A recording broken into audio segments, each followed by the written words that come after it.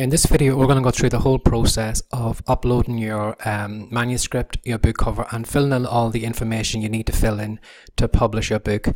Now, even if you're not ready at this moment in time to go through the whole process, it's well worth having a look at the next series of videos just to see the whole process, so you'll know how to do it when you do actually go to publish your own book. So in this case here, you should already have your KDP account set up, and at the moment I am in my own dashboard. So what we're going to do is we are going to publish a paperback. So if you come down to this plus button here and select it, it will open up a new page on the website. Now I'm just going to click over to one I had already filled out earlier. I'm just going to do the whole process with you. So I'm just going to pause this video. And so here we are. This is a fictitious colouring book that I just filled in the information for, and it was basically an adult's cats colouring book. So this is all the information on how I would fill it in if I was going to publish this fictitious colouring book. So once you do click on the plus button to create your paperback, this is the page that you'll be taken to, and you're going to have to fill in all the information on this page. So if you start at the very top, basically this is all self-explanatory. It's just you select English language. Again, this is where you would put the title of your book, and if you had a subtitle to go with your book, you would just place it below. Now, if you're not sure what subtitle to put on your book, or even just what kind of title would be best, again, I'll go into this in a little more detail later on. But again, if you've already had and done some research on the books in your niche, whether it's the kids section, toddler colouring books, or adult colouring books, pay attention to the subtitles that other authors are using, and you're going to find some things coming up probably again and again, and again you can work these into your book titles. So in this case here, we were down to the series box. So if this was if I was doing a series of books, for example, if I was doing maybe a cats and kittens colouring book series, this could be the first one in the series, or whatever number it may be. But if you're not doing a series and this is just a one-off book, you can just skip this box here and move on to the next one. Again, this one here is the edition number. So for example, if this was the second version of this colouring book I brought out, I would put in the number 2. So just to make buyers aware that it is a completely different book, even though it might have the same title as the first one, the content would be different, or it's different in some way, and this is a second edition, or whatever you want to fill in. And if not, if this is just the very, very first one, you can just dismiss this part here and move on to the next box.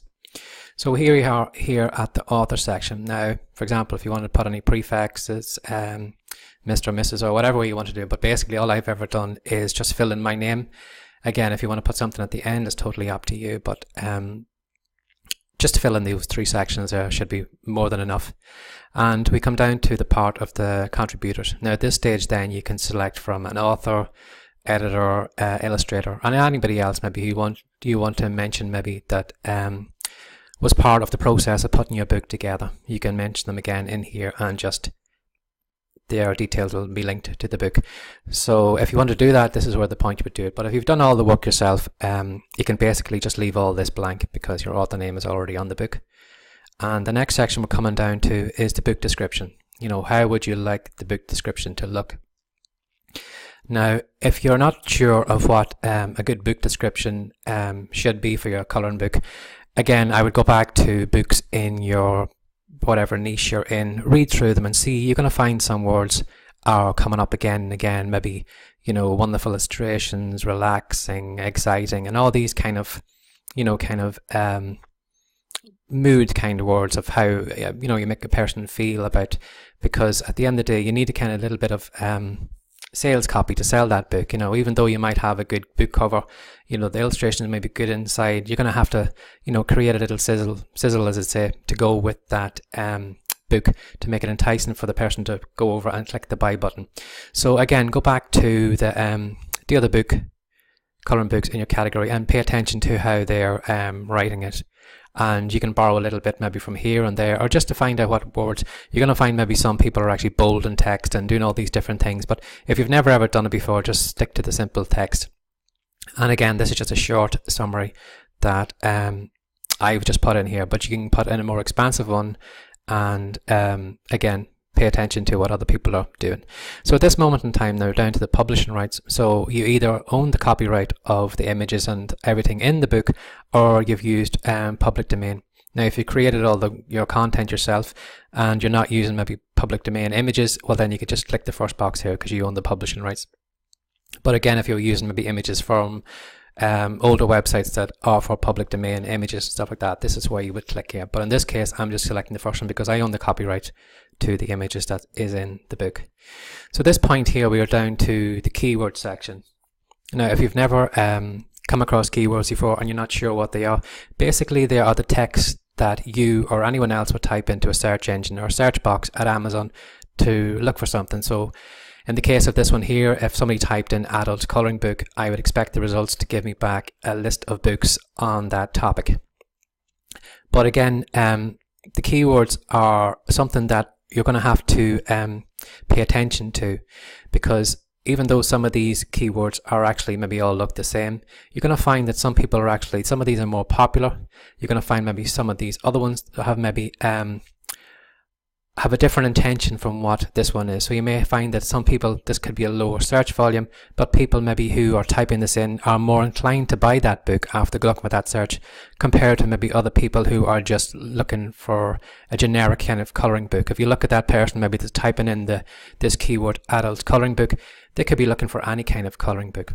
But then if you find someone then who's typing in adult cat colouring book, they have made a distinction that they're looking for a cat type colouring book. So they're probably going down the route of actually buying that book. So this is something that you're going to have to pay attention to. Now, I'm going to put a link below this video, and it is a product that I've shown you probably come across as an upsell to go with this course. And it is keyword research for beginners. And if you haven't any clue about doing keyword research, this video series will help you out immensely. And it'll tell you the kind of searches that people are doing on Amazon and how competitive these keywords are, and if they're actually buying keywords or if you're just wasting your time. So at this point, this is where you would put in, Amazon gives you 7 choices for your keyword selection, and this is where you would put in those keywords.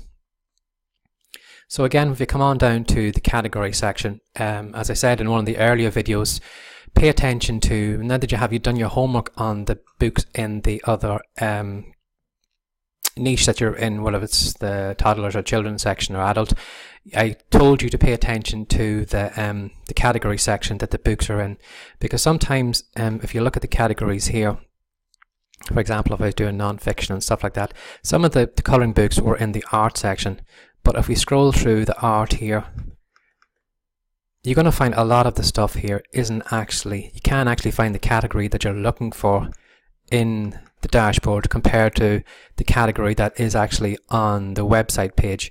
So in this case, what you can do is you can, if you don't find the category that you're looking for, just basically start off with I've just put this one, even though this isn't the best category for it is to go in, but just to get the book published. Again, once you have the book published, you can contact, if you just scroll up to the top of the page here, if you just go to the help section here and click on it, you can go to, I'll just do that now if you can see. This is where you can contact the staff in the KDP platform, and you can ask them to help you out. So just scroll down here to the contact us page, and you're looking for the Amazon product page. So these are some kind of commonly answered questions.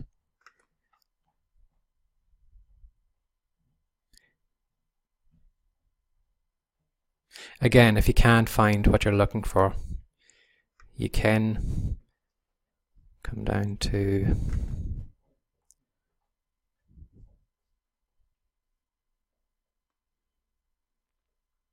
book details.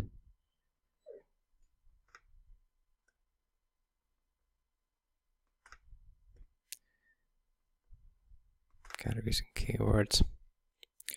Again, here in the, if you go to that page and come down to the book details, if you come down to categories and keywords, you can send an email to the support staff and basically ask for your category selection, And in this part here, when you do publish a book, Amazon will give you an ASIN number, and it'll be on your on the page where your book is published. So basically, if you just copy and paste that number, put it in here, and then type in what category that you would like your coloring book to go into, even if you just copied and pasted the whole long address, you know, the books art section, and then as a breakdown in categories, and ask them if they would put your book in that category. So if you just fill all these details in, send them the message, usually they get back in touch within 24 hours and they'll say either yes or no, but in the majority of times they're very helpful and they should move your book to the right category.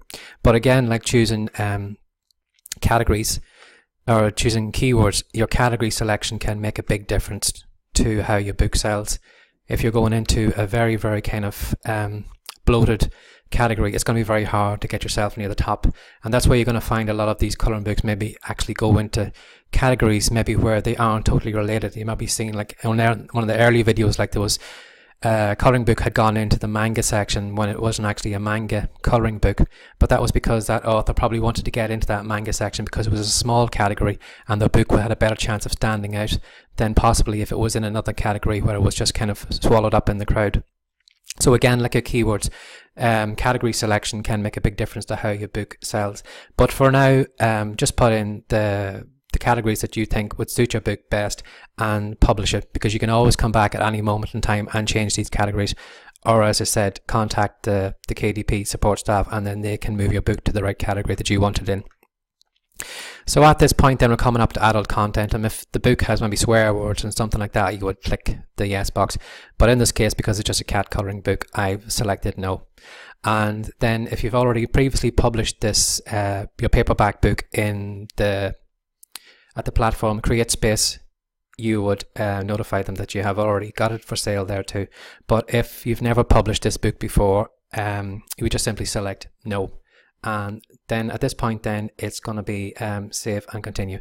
So I'm just going to switch off this video now, and then we're going to go on to the next page in the next video.